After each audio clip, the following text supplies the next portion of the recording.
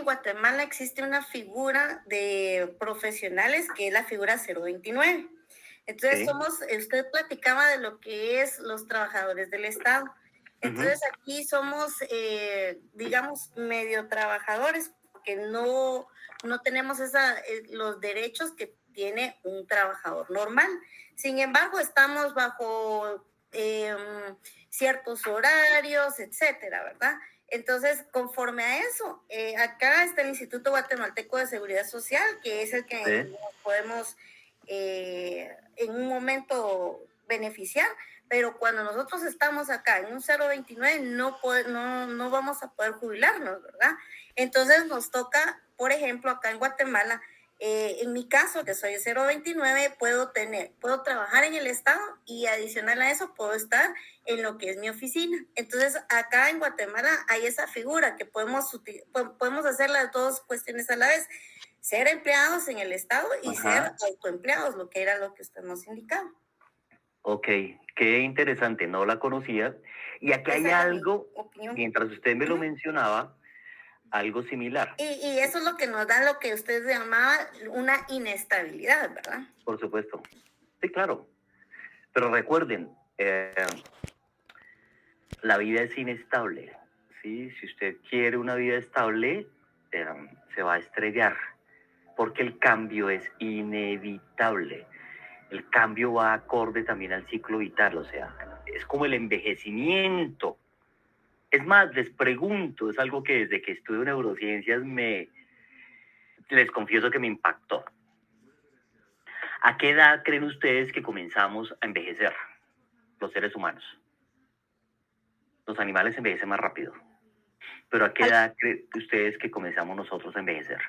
A los 40, doctor. No, Claudia. Antes. Ojalá, Ay, no. ojalá fuera así, ¿no? Ah, ah. ¿A qué edad A creen? los 25, Mercy, doctor. hola. Es a Rosangélica, Es a los 25 supuestamente la ciencia, ¿verdad, doctor? Conforme van envejeciendo las neuronas. muy bien, sí, señora. Entre los 24 y los 25 años de edad. Cuando no es que las neuronas envejezcan, es que se acaba el proceso de mielinización. ¿Mm? Entonces, una vez termina el proceso de mielinización, cuando ya están las estructuras formalmente hechas, en especial neurológicas, es que comenzamos el proceso de envejecimiento. O sea que yo creo que todos los que estamos acá, ese proceso ya empezó hace un ratico. Seguramente a mí, o en mi caso un poco más, ¿no? En mi caso, Dios, comenzó hace 27 años más o menos. Entonces, fíjense el tema. Tenemos unas grandes ventajas, ¿sí? Es que podemos llevar un proceso de envejecimiento funcional. Neurológicamente podemos crear aspectos de neuroplasticidad, de neurogénesis, hacer habilitación neurológica cuando somos adultos jóvenes o rehabilitación cuando ya somos adultos de tercera edad, por ejemplo. Porque una demencia tipo Alzheimer, primero, es irreversible.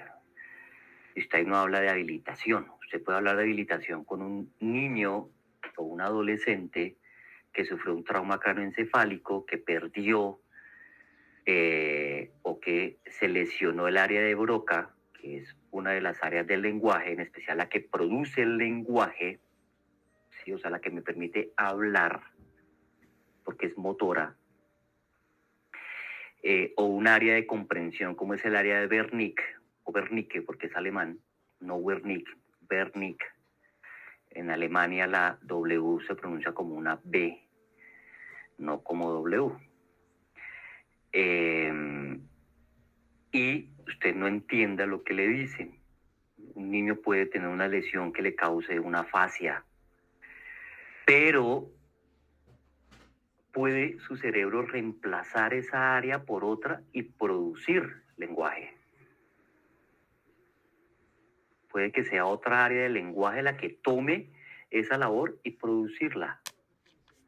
se han hecho incluso experimentos de éxito, bueno, experimentos no, se han encontrado pacientes de éxito en el tema del regeneramiento neuronal, jóvenes, estoy hablando de jóvenes, no estoy hablando de gente de mi edad,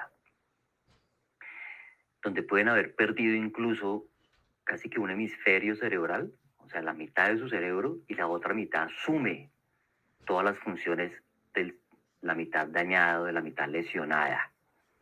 Hay esa capacidad de neuroplasticidad. ¿La vamos perdiendo con el tiempo? Sí, pero la vamos perdiendo porque no la ejercitamos. En su gran mayoría es por eso, porque no sumamos ganancia cognitiva, porque no nos alimentamos bien, o nos alimentamos con, entre comillas, nutrientes que dañan el cerebro. Dentro de ellos, por ejemplo, el uso problemático de alcohol, de drogas alucinógenas, dentro de esas la marihuana. Aquí en Colombia se intentó hace poco llevar al Congreso. Nosotros ahora teníamos una situación política muy fuerte, muy difícil. Somos la democracia más antigua de Latinoamérica. Sin embargo, y eso estaba predicho hace muchos años, inclusive desde que yo trabajaba en el DAS, en inteligencia, en un área de inteligencia estratégica, donde lo que hacíamos era prospectiva, es decir, crear escenarios futuros. Sabíamos que dentro de la guerra que nosotros estábamos librando con las mal llamadas guerrillas, porque es que digo mal llamadas guerrillas porque una guerrilla de verdad, ¿sí? Un ejército zapatista, por ejemplo, como el que hubo en México, pues está montado y cimentado en una ideología. Las FARC, el ELN, las disidencias que hemos tenido aquí en Colombia, pese a que intentaron usar una ideología de izquierda, de Mao Zedong, principalmente, otra leninista rusa, pues después terminó desprendiéndose de la ideología y se volvieron grupos criminales, grupos de narcotráfico, grupos armados ilegales sustentados por el narcotráfico. Y dentro de la guerra de guerrillas y dentro de algo llamado Guerra Popular Prolongada, de Mao Zedong, ellos dicen, primero, que son atemporales, es decir, que no se colocan metas ni a corto ni a mediano, sino que todas incluso son a largo plazo. Y que la toma del poder no es por las armas, porque sería un desgaste y no es tan fácil destruir al ejército legítimo de un Estado. En especial nosotros en fuerzas militares que tenemos un muy buen nivel, por eso hemos hecho operaciones como la Operación Jaque, por ejemplo. Entonces, que la mejor forma de tomar el poder es a través de la política y de la guerra política, de la guerra de desprestigio, del manejo de masas. Y eso lo lograron. Eso lo lograron democráticamente. Alguien que perteneció a una guerrilla antigua aquí en Colombia llamada Movimiento 19 de Abril o M19, es hoy día el presidente de la República. El mismo M19 fue un grupo armado ilegal que se puso al servicio del narcotráfico en su época del cartel de Medellín. Y hoy está montado en el poder. Evidentemente, pues sabe que no puede tener unas ventajas como las que tuvo en su momento el gobierno de Cuba, como las que tuvo en su momento Venezuela, que es algo que uno lamenta y que sufre, porque los fenómenos de migración, seguramente ustedes también lo han sufrido y lo están sufriendo, de ciudadanos venezolanos. Ha sido grande, ha sido fuerte. En temas de criminalidad también lamentablemente han causado daños en nuestros países. Si hablamos, por ejemplo, de grupos criminales transnacionales, pues seguramente ustedes han hablado o han escuchado hablar del Tren de Aragua. Es un grupo transnacional. empezó delinquiendo en Colombia, en Ecuador, en Perú, en Chile, y sigue su accionar criminal a todo nivel de Latinoamérica. Entonces, fíjense cómo el tema global nos afecta. Uno no puede decir que eso ocurre allá y que el problema es de estos países, sino que rebota, ¿sí? Porque estamos en la era de la comunicación, porque cada vez las fronteras son mucho más difusas, ¿no? Hay cada vez menos países que nos exigen visas para ingresar a sus territorios, ¿no? En Europa, por ejemplo, podemos viajar por muchos países sin necesitar una visa para ingresar. Algo similar ocurre entre nuestros países en Latinoamérica. Entonces, toda esta situación también trae esos aspectos criminológicos y victimológicos.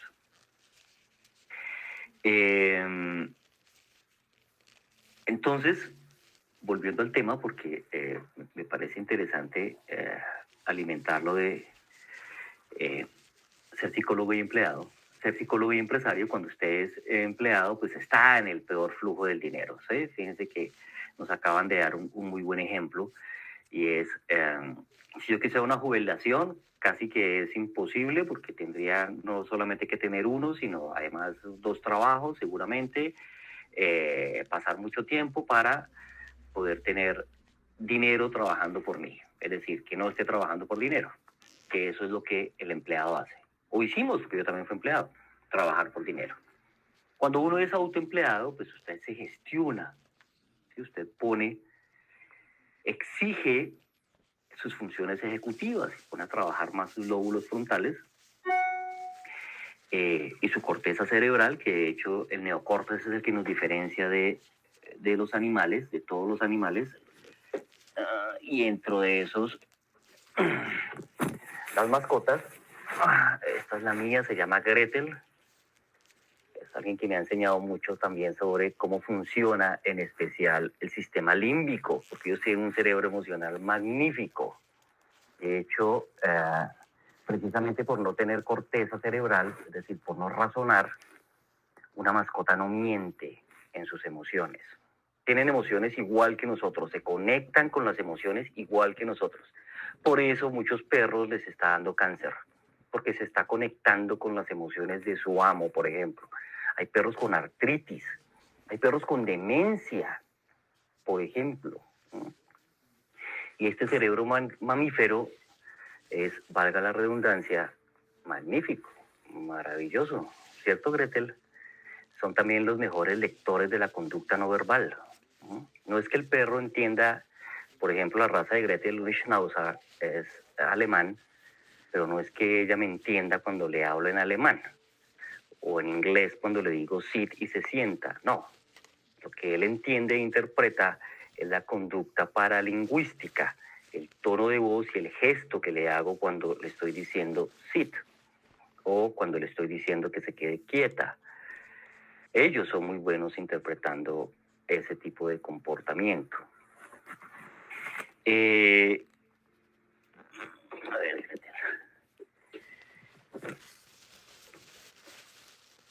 cuando usted ya pasa a ser empresario significa que usted trabaja ya no a nivel individual, ya no se autogestiona, sino que usted está gestionando también para otros, ¿no? Bien sea servicios, productos, y que tiene gente a cargo, ¿no? Que además es magnífico.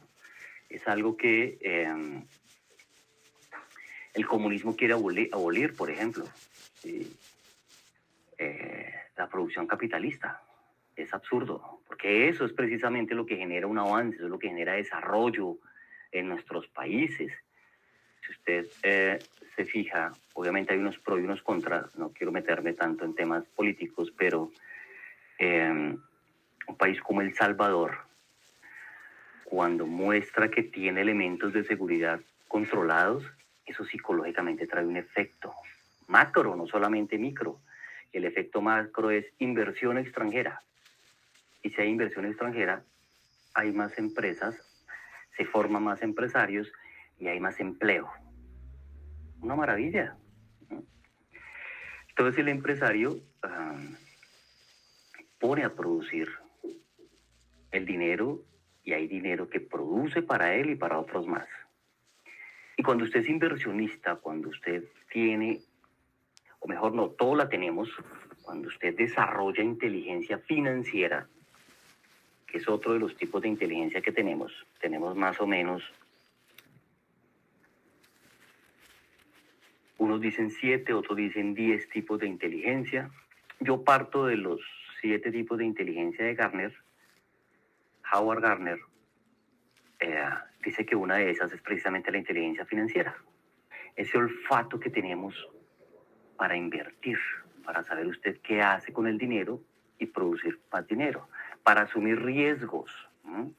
Porque eso también es importante y los riesgos se asumen desde los lóbulos frontales. Si usted asume los riesgos desde el sistema límbico, desde la amígdala, por ejemplo, la amígdala cerebral, no la que tenemos acá, la amígdala cerebral, pues puede perder, porque eso es impulsivo. Rosangélica,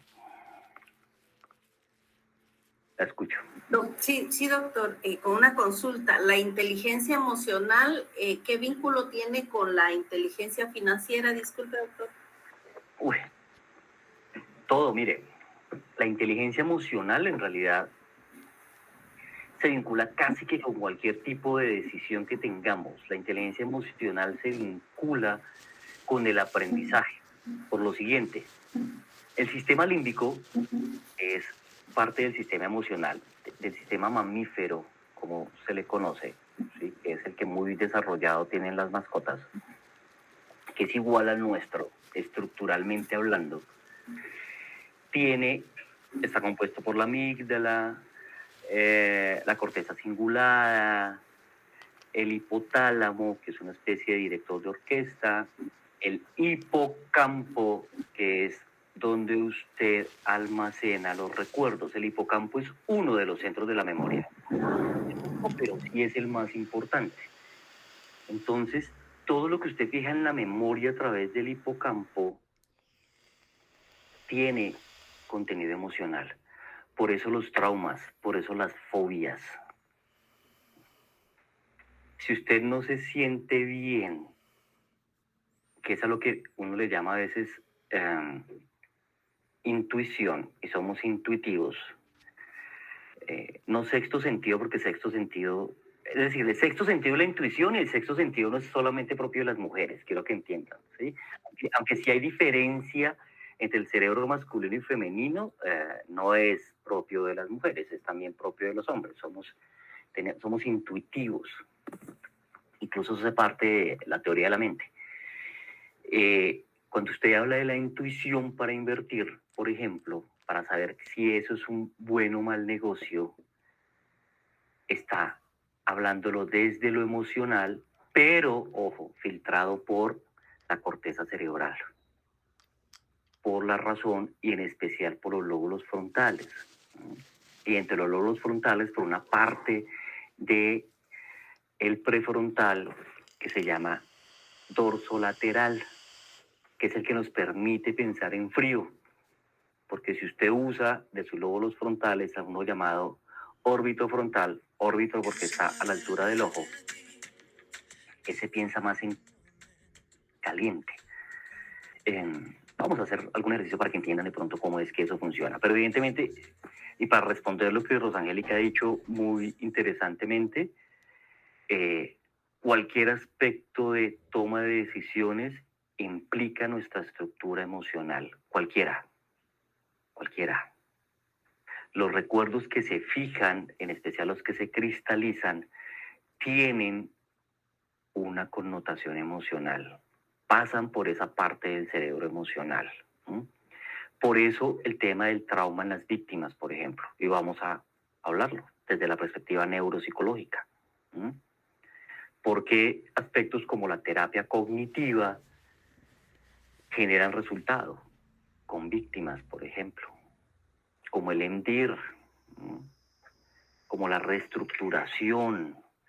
Porque, gracias a Dios, porque es que además Dios no se equivoca, el creador, llámelo usted como quiera, ¿sí? No estoy hablando de religión, estoy hablando de espiritualidad en el sentido de que debemos concebir que hay un creador y que por eso mismo somos seres trascendentes. Usted le puede llamar Jehová, Alá, Dios, nuestro Señor, el arquitecto del universo, como quiera, pero hay un creador.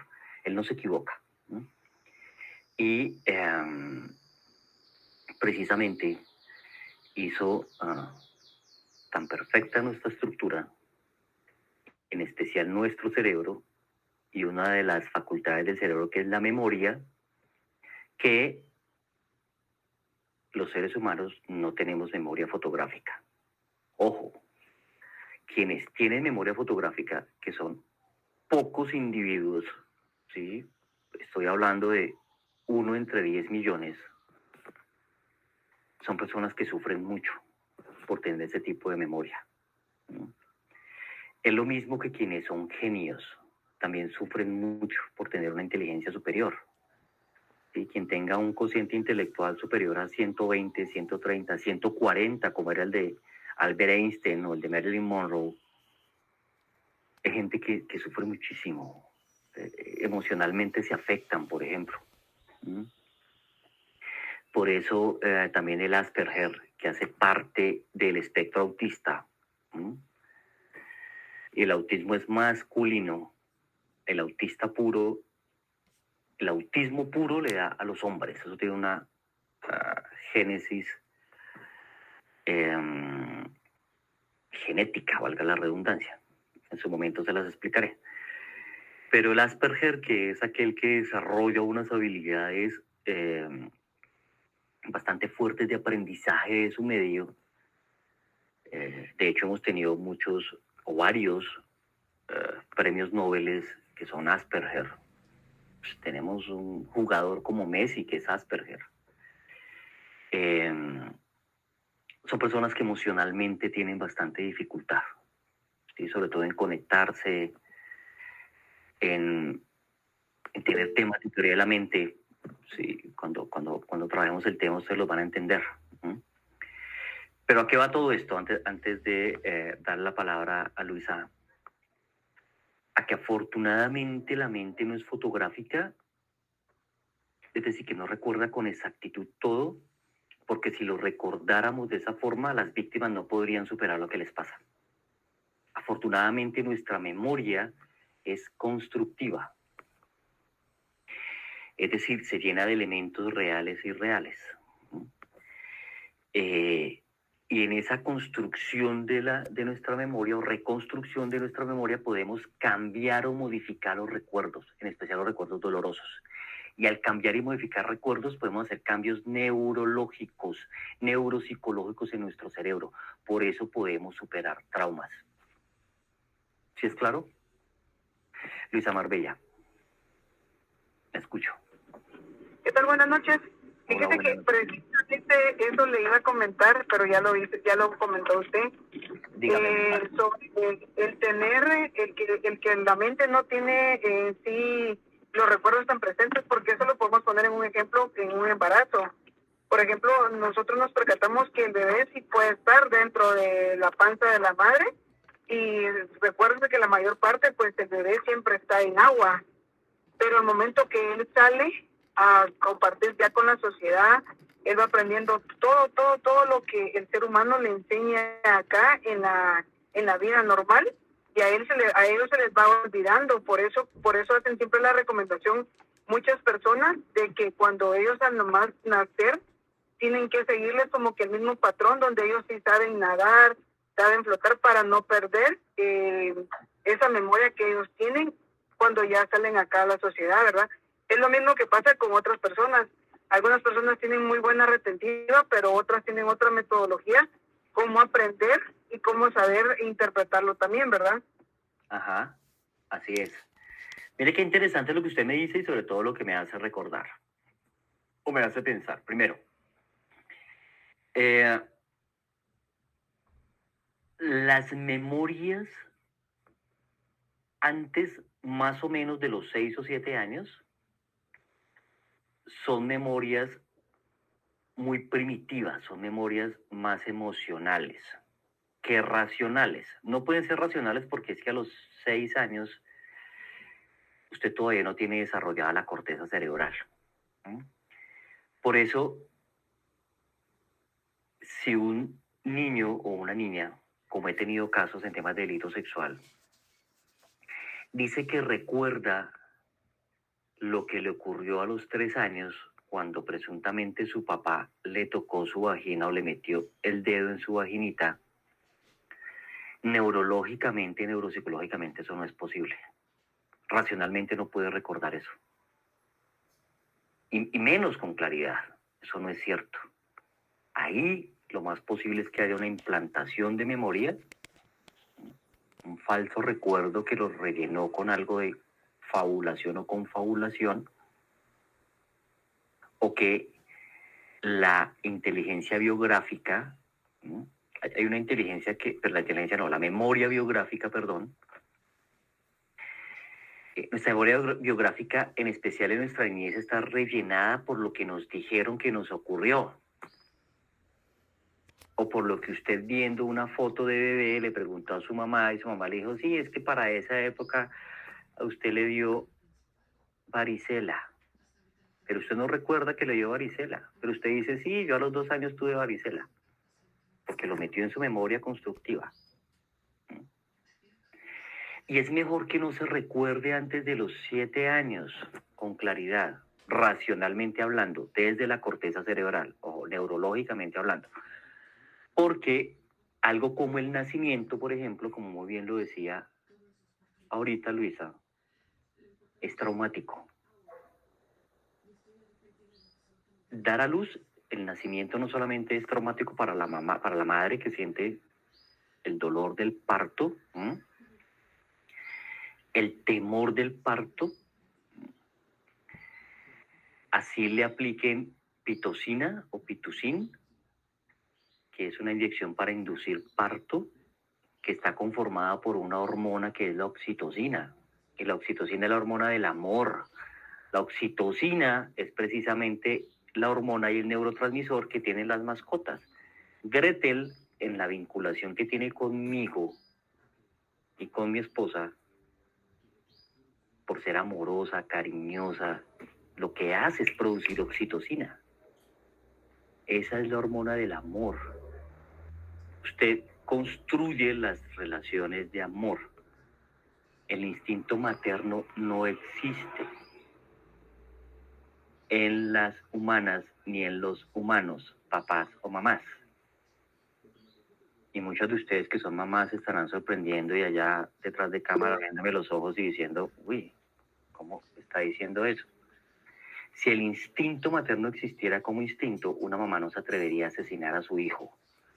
Un padre no haría lo que hizo hace unos meses, un caso que tuve que trabajar, de un hombre que se llevó a su hijo, engañándolo con darle unas vacaciones a un pueblo más o menos a 2 horas de la ciudad de Bogotá, llamado Melgar. Y en la noche en que lo lleva a ese pueblo en el hotel, lo asfixia mecánicamente. Y después de asesinarlo le toma fotos y se las envía a su ex esposa y madre de su hijo para matarla en vida. Y es a su hijo biológico. Si un león se come a sus cachorros es por supervivencia. No lo asesina o no lo mata para vengarse de la leona.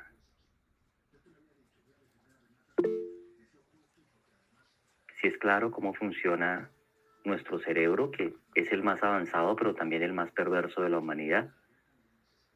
O de la humanidad, no, de los mamíferos. De los mamíferos. Javier, buenas noches. Buenas noches, doctor, un gusto saludarlo. Igualmente. Mire, entonces votamos ese mito de que el amor de madre y todo ese lazo que la sangre llama, ¿verdad? Porque sí, yo también he pensado igual, ¿verdad? De que no, uno no, o sea, ese amor se construye, ¿va? No es algo así que nazca con la persona inherente a que es su hijo, pues.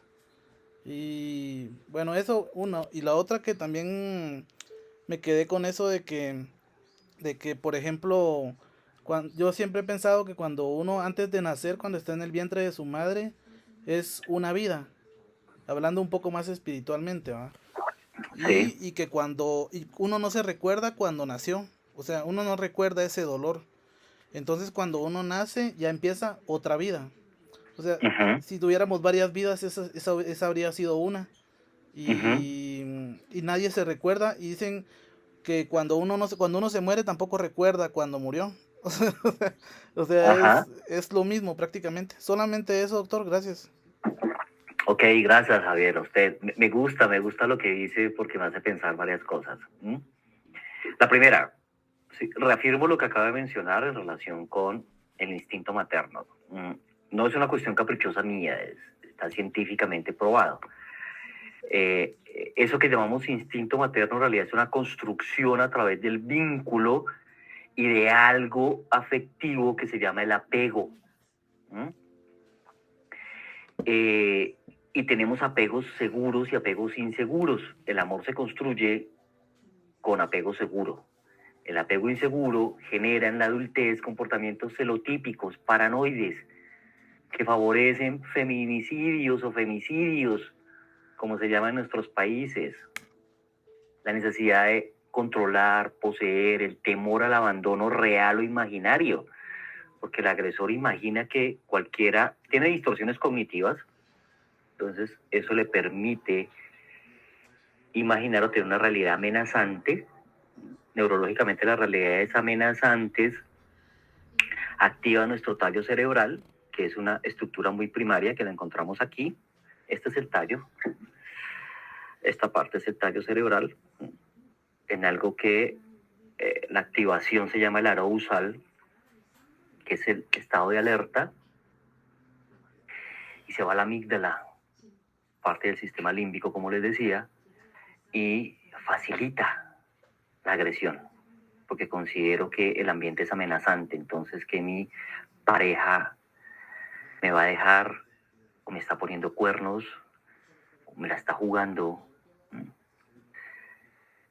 Eh, entonces, el amor es una construcción a través de apegos seguros, a través del cuidado, a través de la preocupación del otro, a través de alimentar nuestras neuronas espejo y otras estructuras cerebrales que tenemos también y que ayudan precisamente a esa construcción, de la producción de oxitocina, de la producción de dopamina, de serotonina, que es la hormona de la felicidad. La dopamina es la del placer. Por eso la dopamina o el circuito dopaminérgico está muy comprometido en las adicciones, de cualquier tipo. Adicción es adicción. Así alguien diga, como decían aquí en el Congreso, no, es que la marihuana no genera adicción. No, es que no le hace daño al cerebro. ¿Que no? Por Dios, por Dios. Hay estudios absolutamente sustentados de que sí le hace daño al cerebro, así como el consumo problemático de alcohol puede generarle incluso pequeñas hemorragias en el cerebro, es decir, pequeños infartos cerebrales. Y afecta la memoria, y afecta sus funciones ejecutivas, su toma de decisiones. No solamente lo afecta motrizmente, porque afecta el sistema nervioso central, sino neurológicamente, neuropsicológicamente. Y si usted comenzó un uso problemático de alcohol a temprana edad, mucho peor. Si usted empezó a los 14 años, 15 años, peor. Peor, cuando tenga 40 años está su cerebro tostado. Está funcionando muy mal, disfuncionalmente. Estará metido en muchos temas y varios de esos seguramente también son criminalidad. Abusos sexuales, hurtos, estafas, bueno, varias cosas que están asociadas a esta situación, neuropsicológicamente hablando.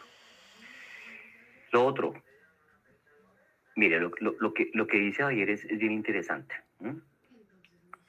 Cuando nacemos, cambiamos de ambiente, venimos de un ambiente acuoso, ¿Mm? Líquido, la placenta es eso, es líquido con nutrientes, que hace que cuando usted sale a la luz, ¿Mm? o se da a luz,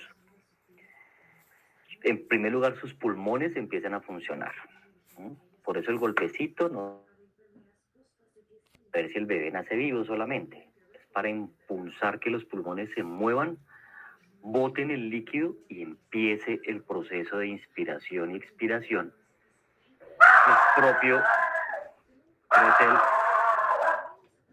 que es propio, de la respiración y evidentemente de la vida.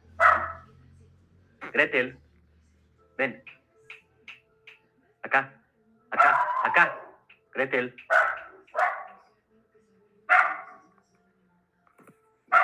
El perro hace lo que debe hacer por instinto.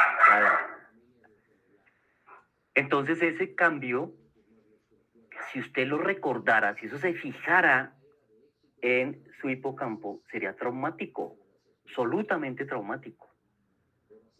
Y si tuviéramos la memoria fija fotográfica, no lo podría olvidar nunca, y eso lo haría sufrir. ¿Qué es la ansiedad, por ejemplo? En primer lugar, es un mecanismo de supervivencia. Lo que pasa es que los psiquiatras, y digo en especial la psiquiatría, ¿sí? Obviamente tengo muy buenos amigos psiquiatras, trabajo con psiquiatras, hago equipos interdisciplinarios con psiquiatras, pero la psiquiatría como ciencia, como disciplina, junto con la farmacología, pues han visto en eso un muy buen negocio, ¿sí? Entonces, el Ribotril, por ejemplo, como ansiolítico es una maravilla y se vende en todo el mundo, pero la ansiedad, que antes se llamaba neurosis, en la época freudiana, era la famosa neurosis, es una falla atencional. Es cuando su mente no está centrada en el aquí y el ahora y entonces divaga, bien sea el pasado, recordando cosas desagradables que le han ocurrido, o bien sea el futuro, pensando sobre cosas que aún no han pasado y que usted ni siquiera sabe si van a pasar, y mucho menos si van a pasar de la forma en que usted se las imagina. Y ahí está la ansiedad. Carla, buenas noches, la escucho. Hola, doctor Belisario, gusto de escucharle de nuevo. Doctor, antes de seguir pasando la clase, me llamó mucho la atención de lo que decía con respecto al ejemplo que puso, que una niña se recuerda que fue abusada cuando tenía 1 año. En este caso, me llama la atención con el caso de la niña psicópata. De Beth, la niña psicópata. Exacto. Sí. ¿Cómo funciona ahí? O sea, que ella prácticamente no... ¿Qué considera usted ahí con ese caso? Bueno, aquí hay varias cosas y qué bueno que lo traiga a colación. ¿Sí? Si algunos no han visto el caso o escuchado de Beth, la niña psicópata, se los estoy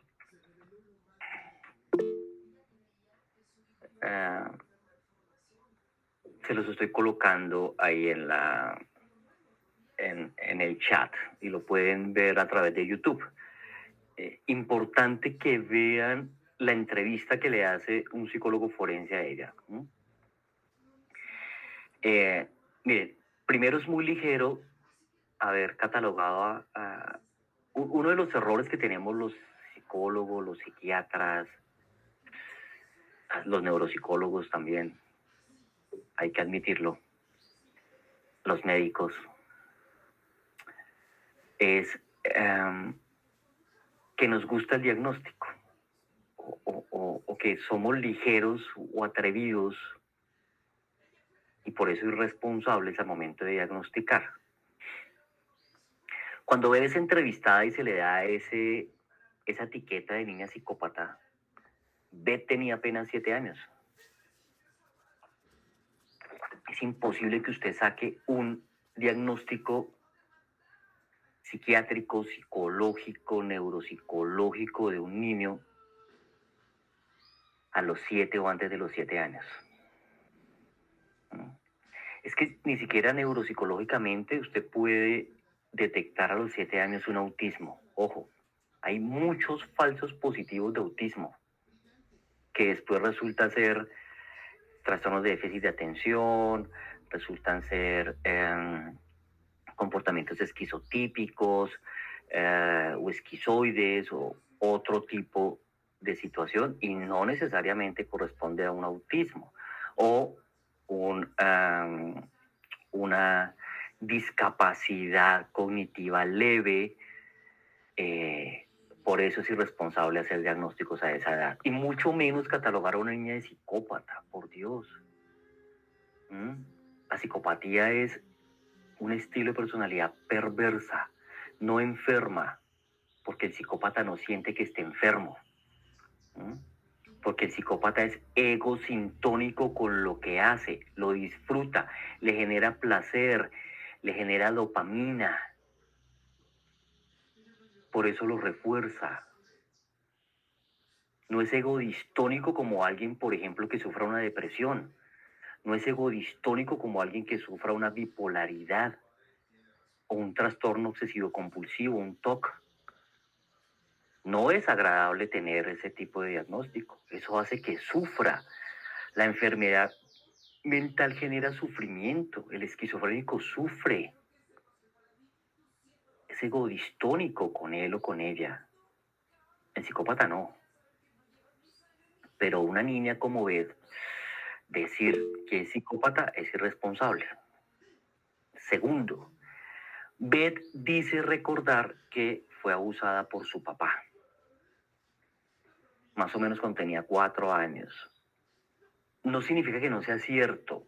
Eso lo que está diciendo es que esa memoria autobiográfica no es un recuerdo neurológico de ella, es decir, no es que ella traiga concretamente la vivencia, sino que como la separaron de su padre original o de su madre original y estuvo en un sitio de paso, ¿sí? Aquí en Colombia lo llamamos Instituto Colombiano de Bienestar Familiar, ahí ella supo que había sufrido abusos. Puede que tenga algunas sensaciones desagradables desde su sistema límbico que se le hayan implantado, que se le hayan implantado perceptualmente, pero hay otras que se las dijeron y evidentemente ella lo da por hecho. Y los niños no son tontos. Los niños saben cuando algo no les funciona bien, y ella evidentemente lo sabía, lo reconocía. Un niño cuando es abusado sexualmente, así no tenga desarrollados sus lóbulos frontales ni su corteza cerebral, así tenga muy poco lenguaje, él sabe que el abuso no está bien, mucho más si se lo hace el papá o la mamá o alguien importante para él. Porque al niño le genera discrepancia que el papá o la mamá le diga que eso lo hace por su bien o porque lo ama, pero al mismo tiempo le pida o lo amenace para que guarde el secreto. El niño, dentro de la teoría de la mente, que es muy primitiva pero la tiene, analiza y dice: si esto es bueno, ¿por qué tengo que guardar un secreto? Y si tengo que guardar un secreto, ¿por qué no me siento bien? Emocionalmente están activos, su cerebro emocional está intacto. Por eso resulta ser traumático. Y fue evidentemente lo que le ocurrió a Beth. Y no es una exageración que ella hubiera hecho intentos de matar a su hermanito y de haber pensado en matar a sus papás y de haber tenido crueldad hacia animales, hacia mascotas, que es muy propio del comportamiento psicopático. Pero si ustedes estudian un poco más la historia de Beth, van a encontrar que Beth fue sometida a un tratamiento de trabajo psicoterapéutico interdisciplinario. En eso los norteamericanos son muy buenos porque sí lo hacen longitudinalmente, es decir, sí lo trabajan durante años. Nosotros lamentablemente no, trabajamos unos meses por mucho y después se abandona y se sigue con el proceso terapéutico. Los norteamericanos. Perdone, creo que no se le escucha bien, se escucha entrecortado. Entonces, ¿Aló? ¿Me están escuchando? ¿Escuchan? Sí, le Se escucha re escuchamos. bien. ¿Se escucha, doctor? Yo sí lo escucho. ¿Me escuchan? ¿Me escuchan? Sí, escuchamos bien todo, doctor. Es Marbella ¿Sí la que no mejor? escucha. Sí, se escucha Ok. bien, doctor. Ah, bueno, gracias. Sí lo escuchamos. Bueno, ok, entonces no soy yo. Les decía entonces que Es la señal, porque está lloviendo. puede ser la señal, sí. Les decía que con el caso específico de Beth, que es el que trajeron a colación, después de un tratamiento que se hizo, ella resultó ser una persona funcional. Y fue un tratamiento exitoso. Y parte del éxito es que precisamente no la hayan expuesto después públicamente.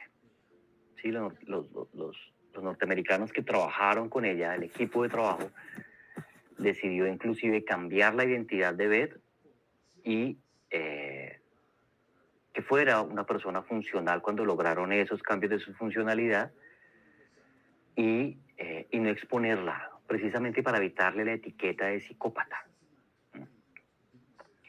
Entonces, esto nos lleva incluso a una enseñanza. Y lo vamos a aprender en una de nuestras sesiones cuando hablemos de personalidad. Si es factible hacer cambios de la personalidad en niños, niñas y adolescentes. Incluso hasta cierta edad. Yo les voy a compartir el estudio longitudinal más grande que se ha hecho, que es el estudio longitudinal de Baltimore, donde ustedes van a entender hasta qué edad más o menos sí hay cambios. Y a partir de qué edad, prácticamente no. Es muy difícil, en especial en comportamiento criminal. Pero bueno, muy bien, avancemos. Entonces, yo creo que ustedes, bueno, la atención es alternante. Usted no puede, ni usted ni yo, podemos tener atención sostenida. Algunos animales y cazadores sí, pero nosotros no. Entonces vamos a enfocar nuevamente nuestra atención en la diapositiva. Voy a ampliarla y quiero que por favor la observen y me escriban en el chat todo aquello que ustedes observan que les parece extraño, inusual, atípico en esa imagen. Me lo escriben, por favor. Y mientras tanto les voy diciendo, o les estaba diciendo en una parte de nuestra charla, que los seres humanos no vemos con los ojos, ni con la vista, vemos con el cerebro. Exactamente con el lóbulo occipital del cerebro, que es el que está aquí atrás. Por eso un traumatismo en el lóbulo occipital puede dejarlo ciego o ciega a usted. Invidente, que es el término más adecuado para referirnos a quienes tienen discapacidad visual.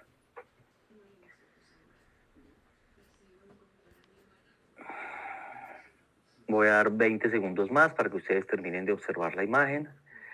Debo reducirla para poder ver el chat.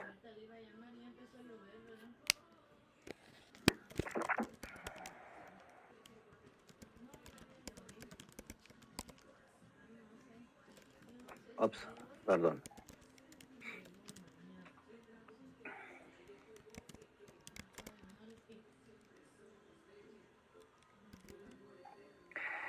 Muy bien, los leo. El café, el hombre ciego, el señor no vidente o invidente que está leyendo el periódico, muy bien, eso es mucho más puntual. Una calavera en el café, una marca de mano de sangre en la puerta, muy bien, merci. La calavera en la taza del café, el hombre invidente se encuentra observando un periódico, muy bien. El señor que aparentemente tiene problemas con su visión está leyendo un periódico, muy bien, María André. Estamos hablando desde la suposición, fíjese que no desde la certeza, y eso es importante. Y cuando usted es perito, por ejemplo, y quienes son peritos psicólogos, deben saberlo. Usted no puede subir a un estrado judicial a exponer sus hallazgos con carácter de certeza. Nada de lo que sea comportamiento humano es certeza. Es probabilidad. Y tenemos probabilidades altas de sustentar nuestros hallazgos, sí. pero probabilidad. Usted no puede dar certeza. Ni siquiera el ADN da certeza, porque tiene 99.9% de efectividad, es decir, que hay un 0.0001% de error, o sea que no hay certeza. La cara de una calavera fue lo primero que vi, dice Mayra. El tentáculo de la señora que sostiene al niño, muy bien.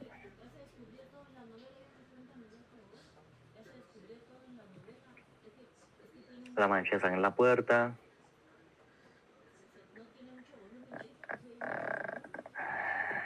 La calavera. Muy bien. ¿Algo más aparte de lo que han mencionado? Muy bien, la madre jalando al niño.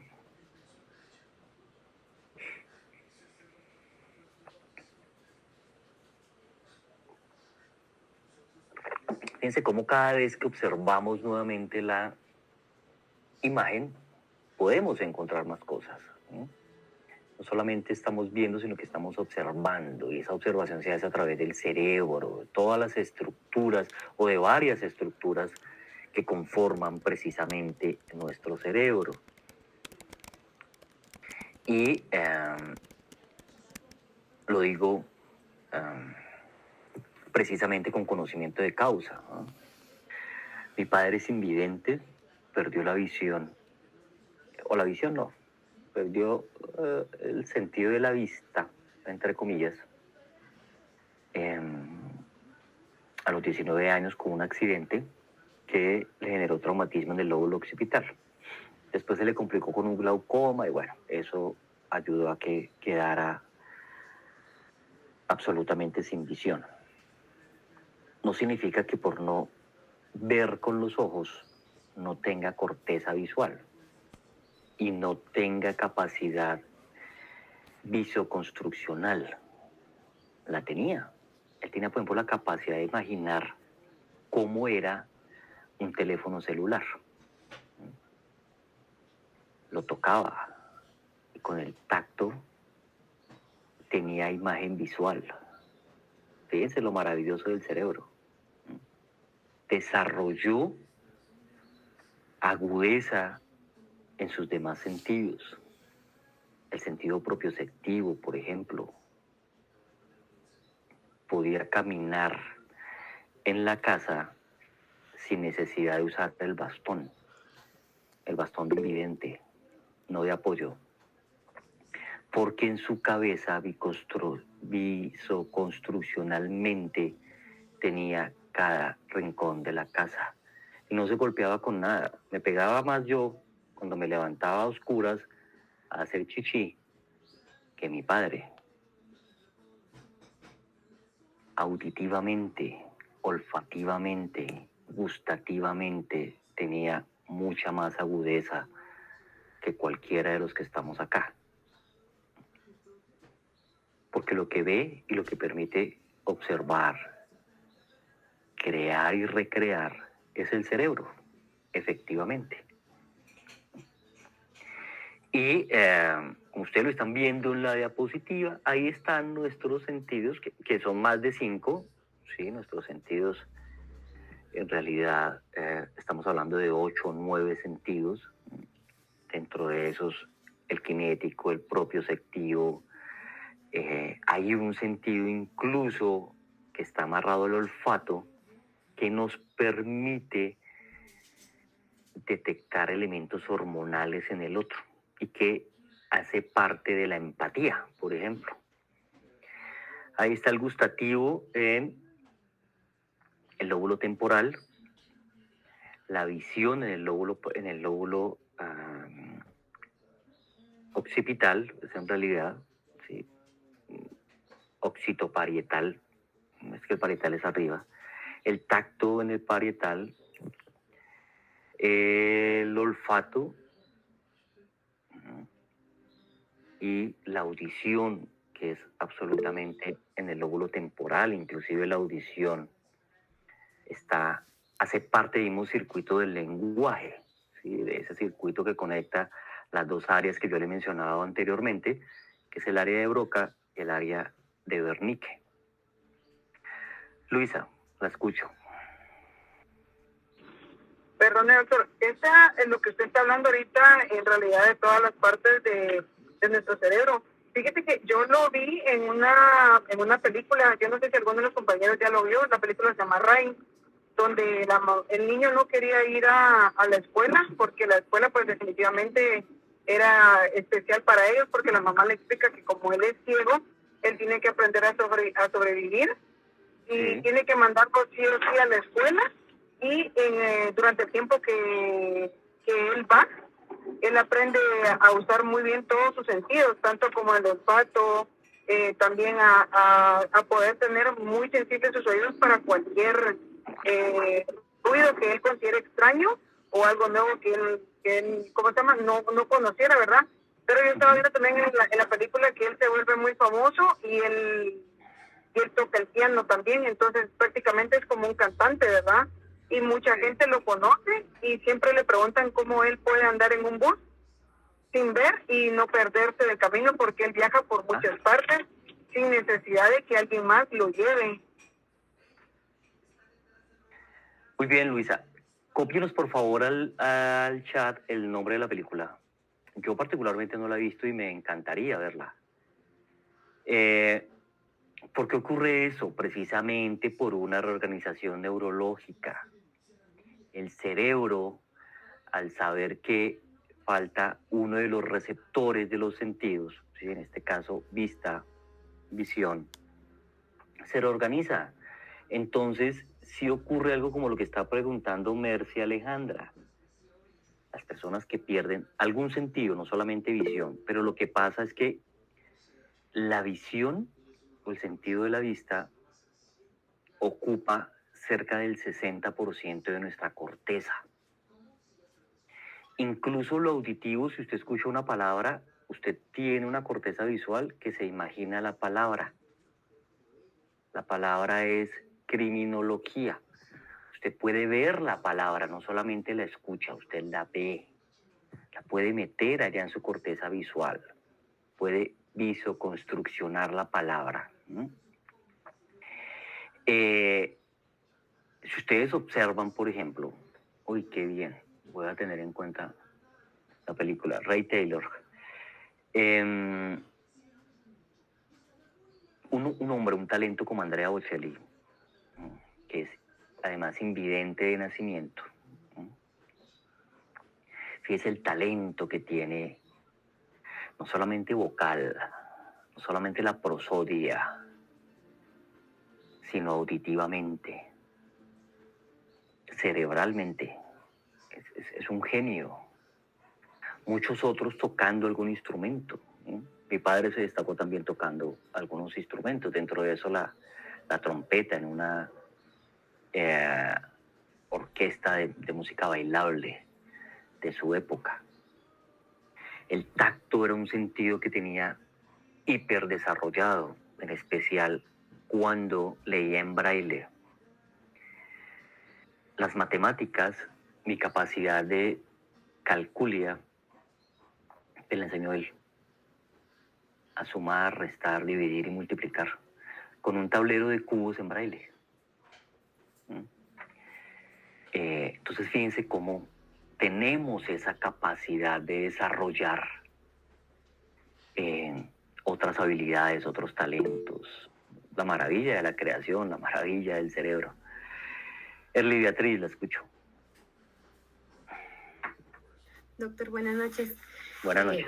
Está como ejemplo una película de Anna Sullivan. No sé quiénes han tenido la oportunidad de verla, Sí. pero es de una niña invidente y sordomuda, pero sin embargo la institutriz a la que contratan le enseña un montón de cosas. Muy, muy bonita la película. Creo que en psicología es donde casi la proyecta más. Es muy, muy bonita, interesante. Me la escribe al chat, por favor. Ok. Quisiera tener Muchas gracias.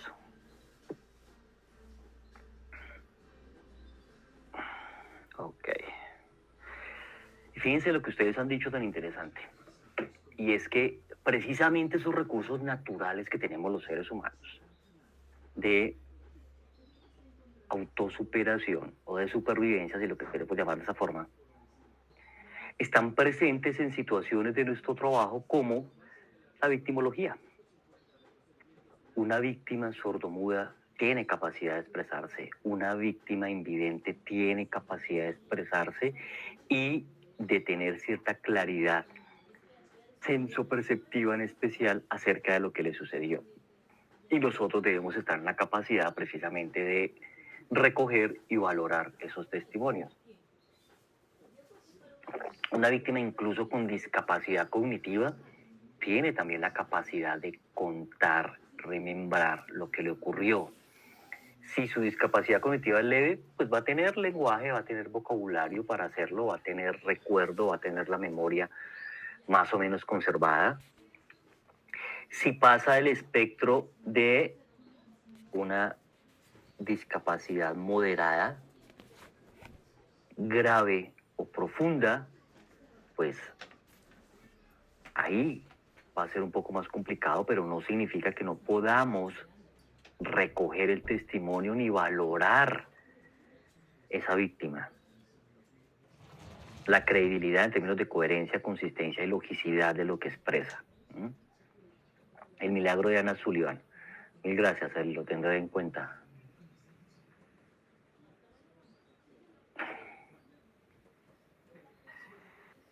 Entonces fijémonos en esa estructura que nos permite ver, ¿sí? Cómo las imágenes son decodificadas por los receptores de la retina, captadas por el nervio óptico, que en realidad es un quiasma, por eso usted lo ve como una X. Quiasma significa X, donde precisamente el ojo izquierdo manda información al lóbulo derecho y el ojo derecho manda información al lóbulo izquierdo, de la parte trasera u occipital, que es donde está el centro o la corteza como tal de la visión. Fíjense cómo esa estructura está comprometida en los procesos de observación.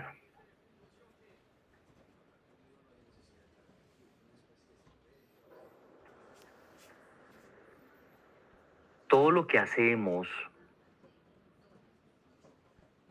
todo lo que pensamos, todo lo que sentimos, fíjense que aquí hay tres elementos, uno cognitivo, uno emocional y uno conductual. Esto no los puede separar, mucho menos si vamos a hablar de temas neurológicos. Tienen que ver con procesos cerebrales que responden a funciones específicas. Las neurociencias clasifican estas funciones en tres grandes grupos: funciones sensitivas, funciones motoras o motrices y las funciones integradoras. De hecho, en nuestro cerebro tenemos cortezas sensoriomotoras, unas específicamente motoras, otras específicamente sensitivas, pero también están esas integradoras sensoriomotoras que generan actividades como, esto hace parte de los frontales, de los lóbulos frontales específicamente, y de las funciones ejecutivas, que son el aprendizaje, memoria, lenguaje.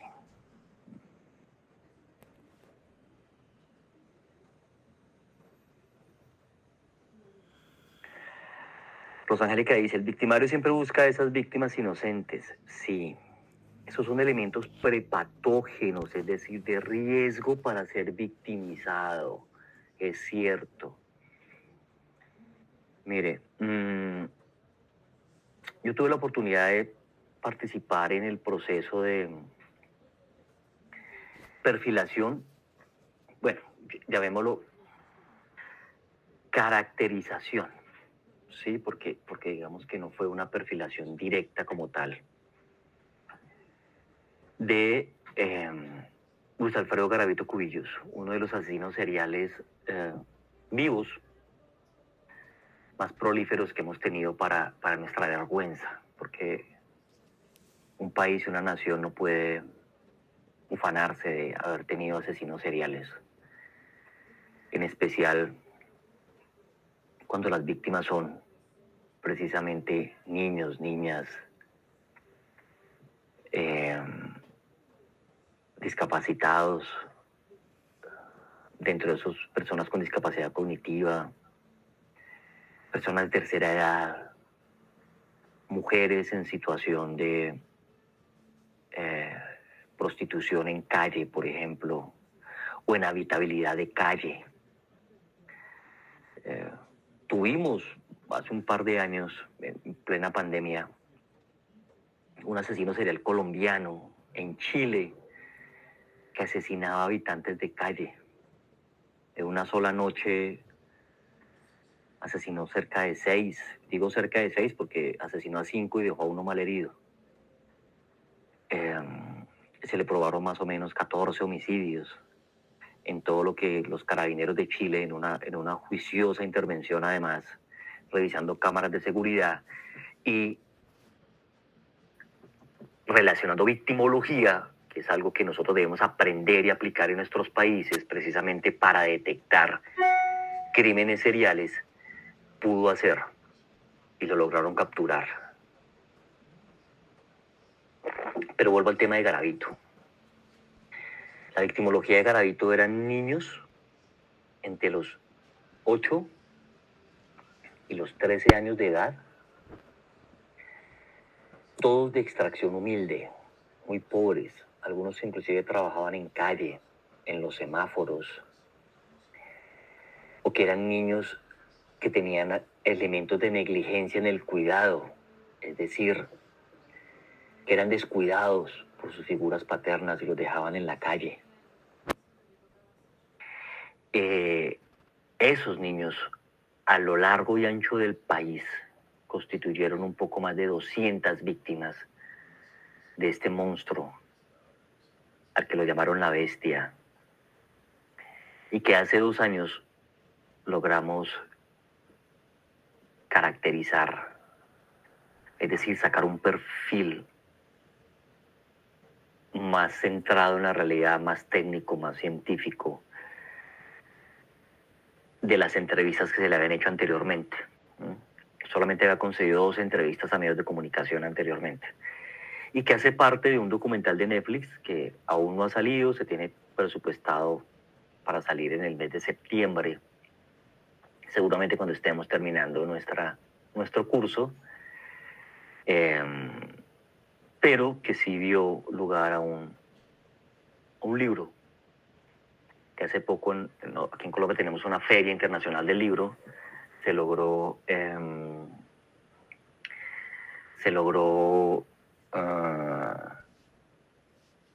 publicar, hacer el lanzamiento oficial. Permítame mostrarlo en el tiempo que nos queda.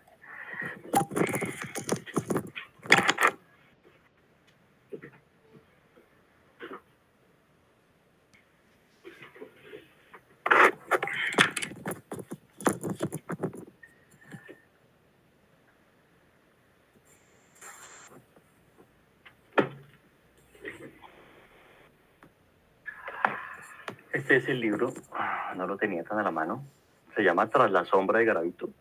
Es una crónica de todo ese trabajo que se hizo para lograr más o menos 40 horas de entrevista con él.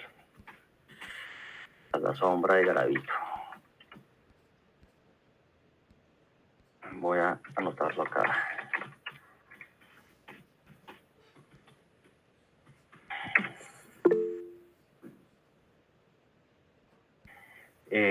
La editorial se llama Testigo Directo. Es también la productora que hizo el documental, o con la que hicimos el documental,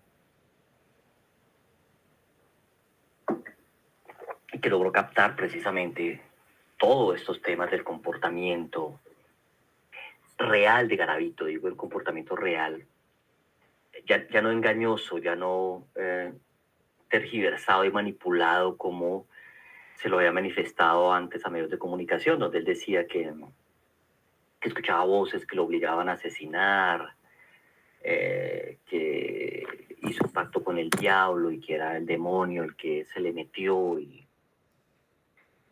lo obligaba a matar niños para librarlos del dolor y de la pobreza, que cuando recupere la libertad, que es en este año que la va a recuperar, porque ya cumplió la condena, que va a crear una fundación para niños desamparados. O sea, mórbido eso, es enfermizo. Y se pudo develar, ¿no? Es un hombre que en este momento tiene leucemia. Ya han aparecido en medios abiertos algunas fotos de él, de cómo está actualmente. Perdió uno de sus ojos, el ojo derecho, precisamente por la leucemia, que es cáncer en la sangre, ¿no?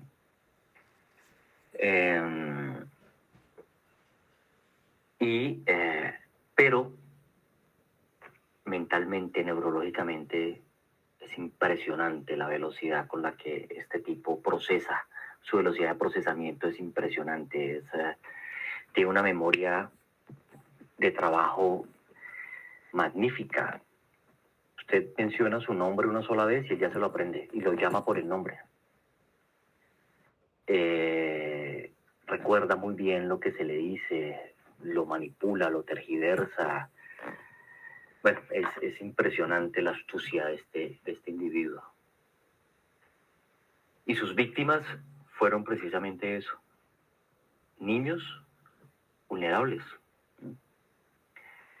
De hecho, y si ustedes leen el libro también lo encuentran digitalizado,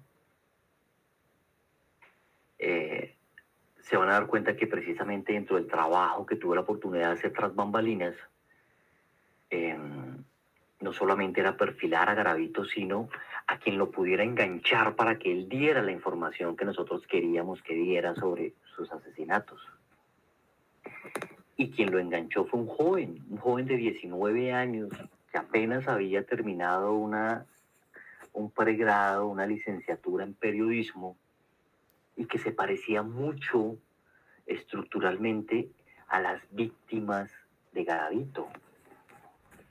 Era ectomorfo, es decir, delgado, de tez trigueña, vivía en una localidad donde Garavito había cometido varios homicidios, llamada Soacha. Ahí vivía el joven y eso le permitió a Garavito recordar. Y recordar para un asesino serial es estimularse, autoestimularse. Por eso muchos de ellos guardan souvenirs para recordar la sensación, el placer que les daba matar o acceder carnalmente. Eso les genera cerebralmente dopamina, mucha dopamina. Les da gusto, les da placer recordarlo. Y este joven logró eso.